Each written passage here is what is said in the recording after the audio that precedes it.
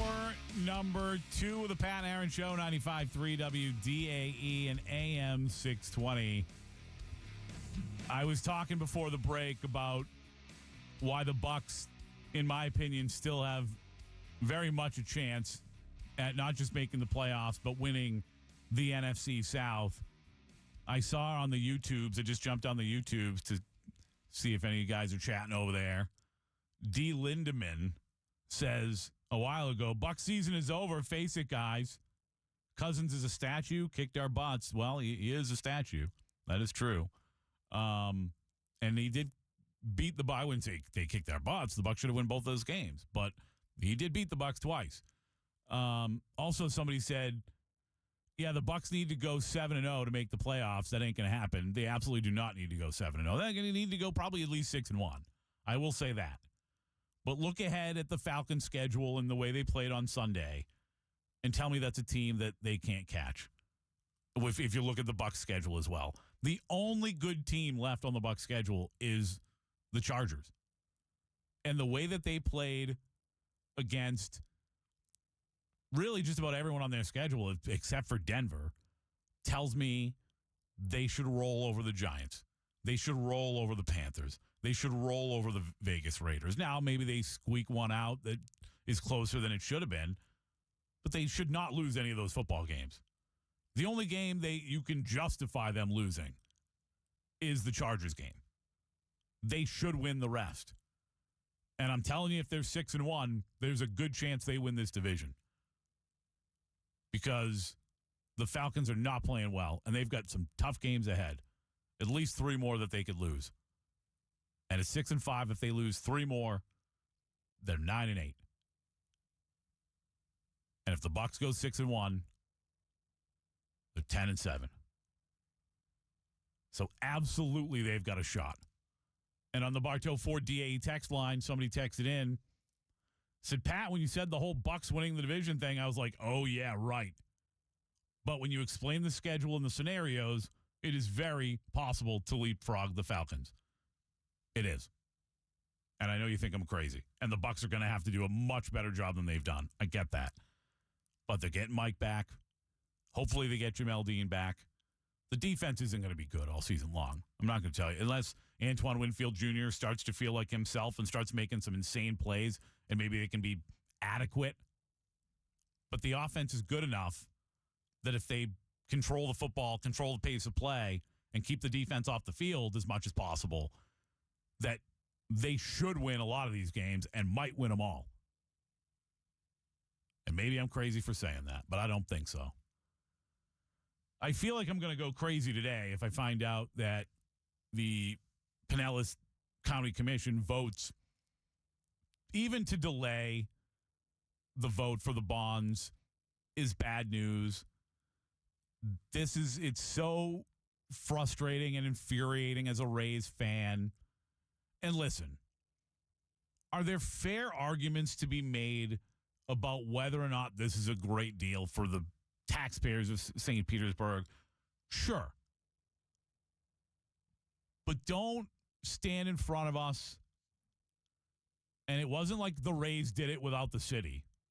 The mayor was there. People from the city council, from the commission, like they were all there. And we've had press conferences, as somebody pointed out yesterday on the text line, but I saw it when I walked in here. There are billboards up, here to stay. I've got a little pin at home. I should start wearing it on my lapel with a little black line through it for sadness. Here to stay. Well, now we have no idea because it's all up in the air again. And I know part of it's the hurricanes and you can't predict these things. But are we going to let a few $1 million change everything that's been done? It doesn't make any sense to me. And the idea that anyone would vote, and the argument I've seen from Chris Latvala, who's the most vocal, but all the people that are against it, Chris Latvala being the Pinellas County Commissioner who voted against it, by the way, the first time, and now says he'll vote against it if the Rays play in Hillsborough, which they're going to do. His argument is, well, if they play in Hillsborough, we lose the bed tax from all the tourists coming for Rays games. Excuse me? Your argument is, hey, if we lose the Rays for a year and they go play in Hillsborough, we're going to lose the bed tax. We're going to lose the money from tourism. You're going to give it up for 30, 40 years? You're going to give it up for the foreseeable future because of 1 year? It doesn't make any sense. It makes zero sense. I just don't understand how we've gotten to the point where we've got pins and all kinds of things that say here to stay, and now we've got to fight this whole thing all over again. It is unthinkable. Like, I spent years thinking, I can't believe it's taken this long to get it done, but I know it's going to get done. And then I finally got to the point, and I feel like when I say this, I'm speaking for a lot of you because you probably feel this way as well. We're all Rays fans. I mean, a lot of us. I know there's people listening that may not be, but for the Rays fans, I think we all feel this way. For years, it felt like, can't believe it's taken this long, but I know it's going to get done. And then finally, and I don't remember exactly when it was, but I started to feel like, you know what? Maybe this isn't going to get done. Maybe they are going to leave. And then, boom, here to stay. Here to stay. And I felt so relieved. So relieved. Some people might say vindicated. I don't give a damn if I'm right or wrong. If I spent years saying that the Rays were going to leave us one day and then they didn't, I'd rather be wrong. We're in this business because we love sports, not because we think we're geniuses. I know, at least me. I don't care if I'm right or wrong. So I didn't feel vindicated. I just felt relieved as a Rays fan. Like, oh, God. Really wish it was going to be in Tampa. But, hey, at least we're not losing our team. And now, after that, finally, that sense of relief as a Rays fan, like, the second half of the year was like, well, this team kind of sucks right now, but they'll probably be really good next year, and at least they're not going anywhere. At least they're not going anywhere. And now, hey, Joe, do you have a second? Joe from the Joe Show on FLZ is in the control room. Joe, do you have a second? No, I don't think he hears me. Because Joe from the Joe Show, massive Rays fans, they actually I was so jealous that he has better ideas than me. Because Joe and the Joe Show, they spent a night at the Trop at the end of the season like they slept there. And they did this whole promotion around it. And it was so cool. And I was like, I totally want to bite your idea. And I want to do the same thing. I don't care if it's unoriginal or not. I want to get to stay at the Trop. And, yeah. That's probably never going to happen.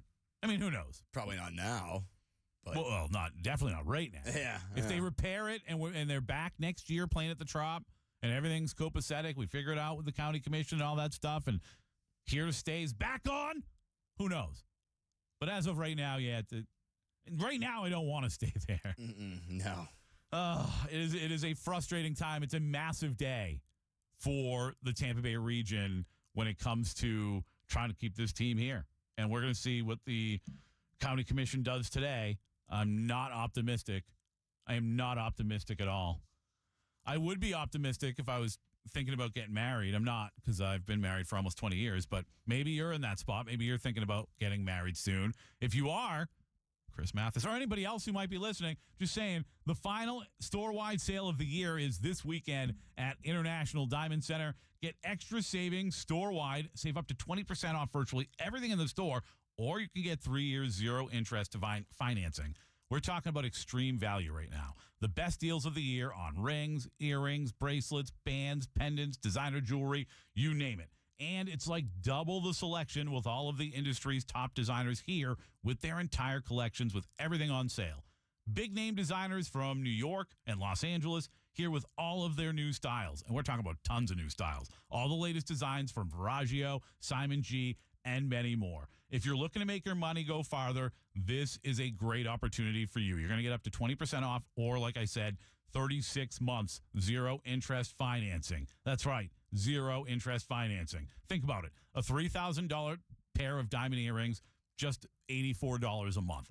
Or anything you want to buy there. You can spread it out over 36 months. It's a 3-day, $60 million event with the lowest prices you're going to find before the holidays, including over 1,000 new diamonds they just purchased just for this event with all the hard-to-find shapes and sizes. You cannot miss it. Not this.